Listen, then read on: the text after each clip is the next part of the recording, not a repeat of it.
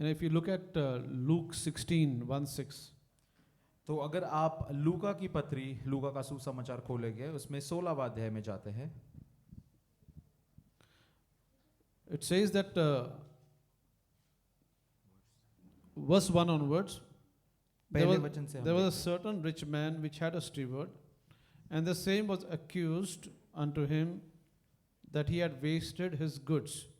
तो हम लूका रचित सुसमाचार को देखते हैं, उसका 16वां अध्याय पहला वचन ये कहता है, फिर उसने चेलों से भी कहा, किसी धनवान का एक भंडारी था और लोगों ने उसके सामने उस पर यह दोष लगाया कि वह तेरी सारी संपत्ति उड़ाए देता है।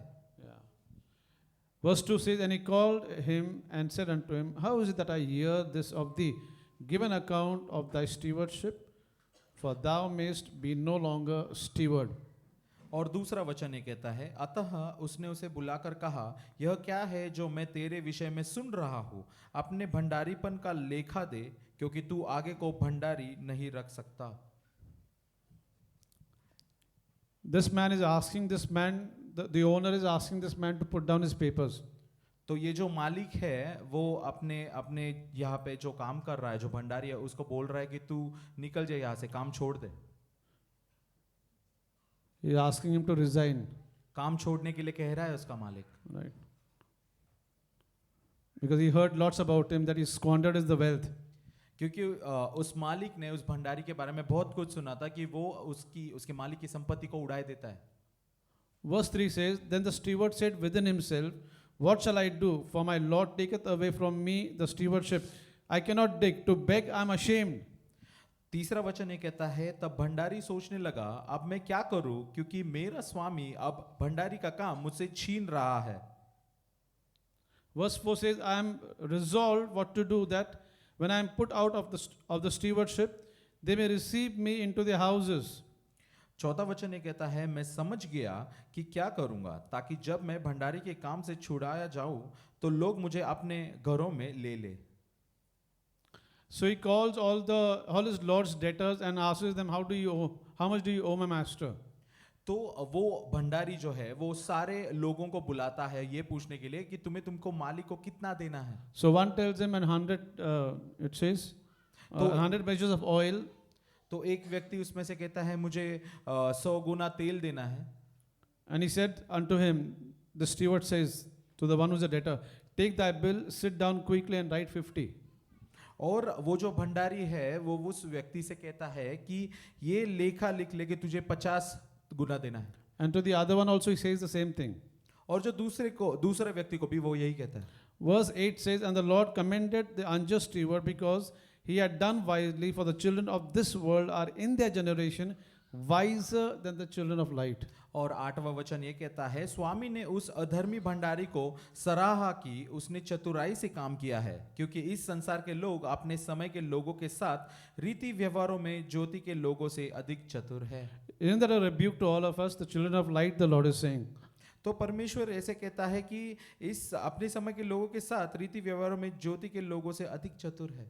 God wants his people to be million times ahead of the world. परमेश्वर हमें इस वचन से ये कहना चाहता है कि हमें कहीं गुना ज्यादा इस जगत के लोगों के से भी ऊपर होना है। Now please look at verse 9. Amazing.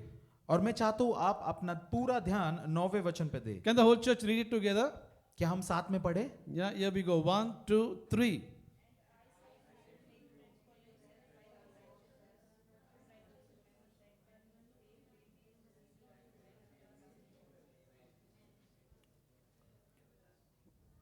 It's a very powerful verse. Wow. तो ये वचन काफी सामर्थ्यवान है। मैं पढ़ता हूँ इसे हिंदी में। और मैं तुमसे कहता हूँ कि अधर्म के धन से अपने लिए मित्र बना लो, ताकि जब वह जाता रहे तो वे तुम्हें अनंत निवासों में ले ले। You know, we have heard that to get a harvest, you should always sow. और कई बार हमने ये चीज सुनी है कि फसल की कटनी करने से पहले हमें कुछ बोना पड़ता है। That's perfectly okay. तो ये ठीक है। Okay, but you know, the Lord put the Lord puts things into perspective. परंतु परमेश्वर जो है वो हर एक जो दृष्टांत है ना उसमें कुछ ना कुछ ऐसी चीजें डालते हैं जो हमें हमें समझनी है. You know, I tell you, saints, if you get the revelation of this particular verse, I'll tell you, you will share off everything just to give in to the Lord's work. तो संतों मैं आपको ये बताना चाहता हूँ, जब आपको इस वचन का जब प्रकटीकरण मिलेगा तो आप सिर्फ बोने वाले बनने को देखोगे. Why do I give? हमें देना क्यों है? What are my motives behind giving? हाँ, मुझे बोना क्यों है परमेश्वर के राज्य में? You know, there are a lot of people who say, the more you give, the more you will receive. काफी लोग बाहर ऐसे कहते हैं कि जितना ज्यादा आप बोओगे उतना ज्यादा आप Katni काटोगे. But here the Lord is telling us something else. परंतु यहाँ पे परमेश्वर हमसे कुछ और कह रहे हैं. The Lord is asking us to partner with Him. परमेश्वर ये कहते हैं कि हम उसके साथ एक संगति बना ले. And He says, make to yourselves friends of mammon, of unrighteousness. और परमेश्वर हमें यहाँ से एक इस वचन के द्वारा ये कहते हैं कि अधर्म के धन से अपने लिए मित्र बना लो. That when you fail, ताकि जब वो जाता रहे they may receive you into everlasting habitation. तो वे तुम्हें अनंत निवासों में ले ले. Okay, saints, can you just look at me for a moment? संतो मैं चाहता हूं आप मेरी ओर ध्यान दें. How many have the desire, all of you, okay, seated over here. How many have a desire that every person who is your acquaintance, every person who is your relative who are not yet saved, that they should come to the saving knowledge of Christ Jesus? तो मैं आप सभी को जो यहाँ पे मौजूद है उन्हें पूछना चाहता हूँ कि कितने लोगों की ये इच्छा है कि आप जिन मित्र परिवारों को जानते हो वो सब यहाँ पे आके उद्धार का मार्ग को पाले. Everybody, right? सबकी इच्छा है. If you don't have that desire, first you got to get born again.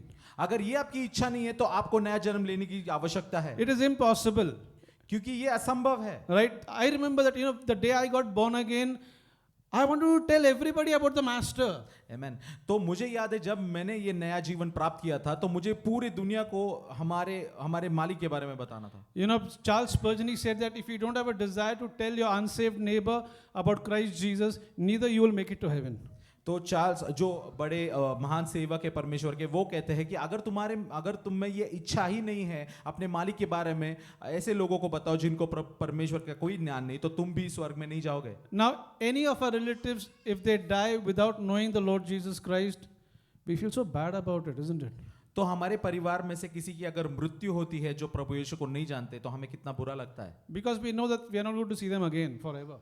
क्योंकि हमें ये भी बात पता है कि हम उनको अभी कभी वापस नहीं देखने वाले. Saints, anything that we do in the kingdom of God is for eternity.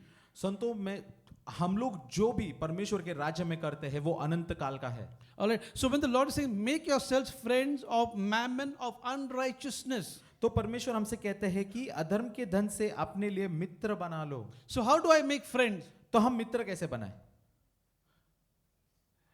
You know, for example, if I give money to the gospel, तो उदाहरण के लिए अगर मैं सुसमाचार के लिए अगर मैं मेरा धन देता हूँ. see, the gospel is free, but the means to deliver it is not free.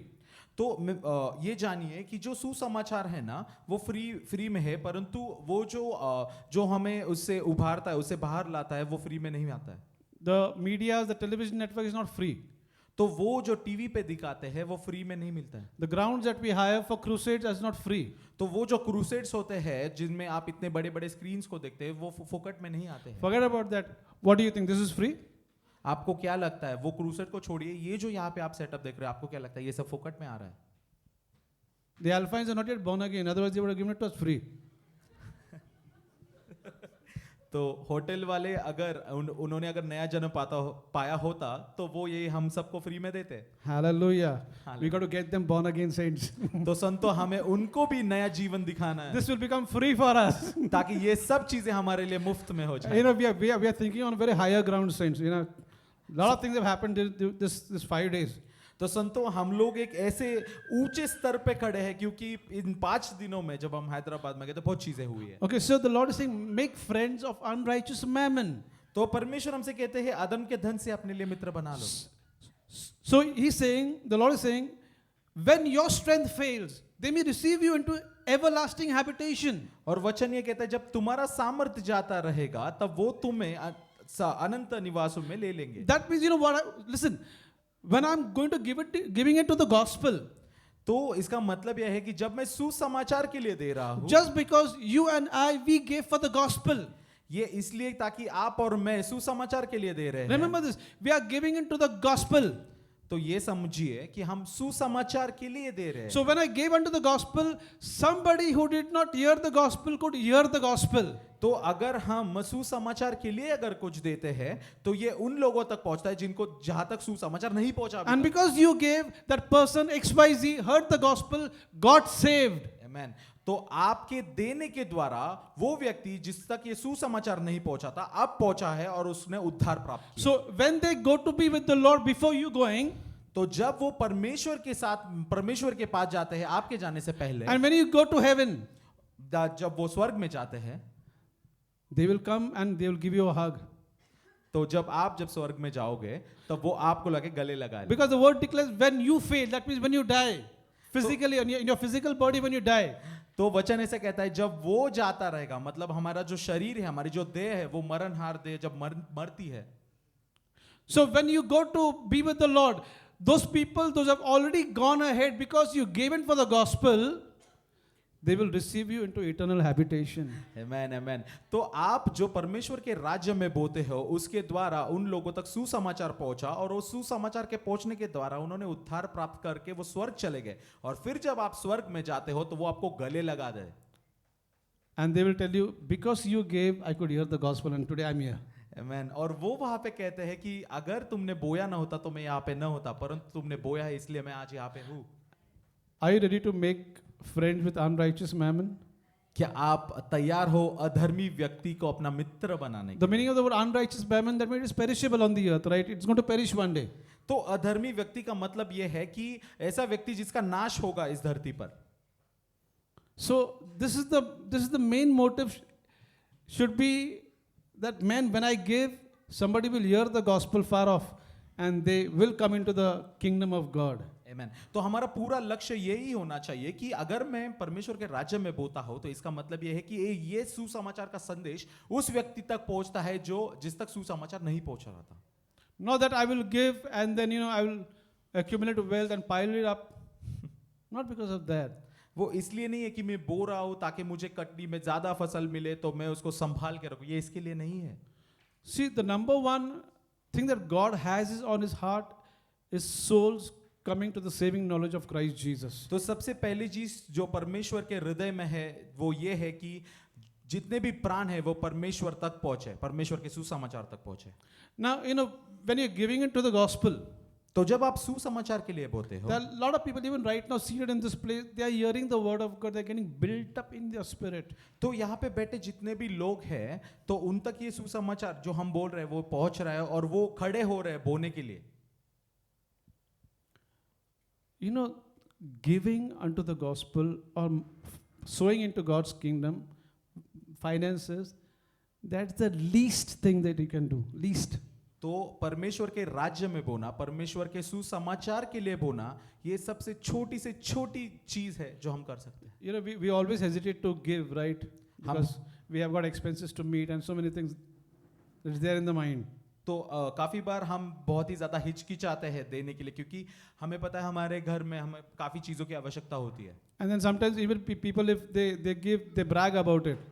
और कभी कभार ऐसे भी होता है कि जो लोग बोते हैं वो उसके बारे में सारे लोगों को बता देते हैं। And the Lord is telling them, that is the least thing that you have done. परंतु परमेश्वर हमसे ये कहते हैं ये सबसे छोटी बात है जो तुम मेरे लिए कर सकते हो। Right. So saints, when we give into the gospel, तो संतो जब हम सुसमाचार के लिए बोते हैं, you are always on God's mind. तो आप हमेशा परमेश्वर के मन में रहते हो। Hallelujah. Hallelujah. Right? So the Lord is just changing our perspective of giving. Why do I give? तो परमेश्वर हमारा जो दृष्टिकोण है वो बदल रहे कि हमें बोना क्यों है। Because we want to make friends with unrighteous mammon, right? क्योंकि आपको अधर्मी व्यक्ति के साथ मित्रता बनानी है। When you have this mindset that the reason I'm giving is because somebody is going to hear the gospel over there. तो हमारा ये दृष्टिकोण है कि हम इसलिए परमेश्वर के सुसमाचार के लिए बोल रहे हैं ताकि जिन तक सुसमाचार नहीं पहुंचा वहां तक वो पहुंचे। I'm going to give for preachers who are there on the television. Maybe somebody is hearing the gospel and they come to the saving knowledge of Christ Jesus. मैं ये उन लोगों को दे रहा हूं जो प्रचार करते हैं, ताकि उनके प्रचार के द्वारा सुसमाचार उन लोगों तक पहुंचे जहां तक वो नहीं पहुंचा। That's putting things into perspective, right? तो ये सारी चीजों को एक दृष्टिकोण में रखना है।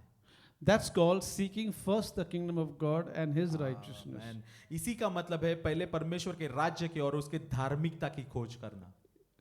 How do you seek is by giving for the, when you give, the saints, that has to be the main motive. I'm giving so somebody will hear the gospel. तो आपको पता है कि हम इसलिए दे रहे हैं ताकि हमारे मन में ये चीज होनी चाहिए कि हम इसलिए दे रहे हैं ताकि ये देने के द्वारा जो सुसमाचार है वो ज्यादातर लोगों तक पहुंचे। You are partnering with God.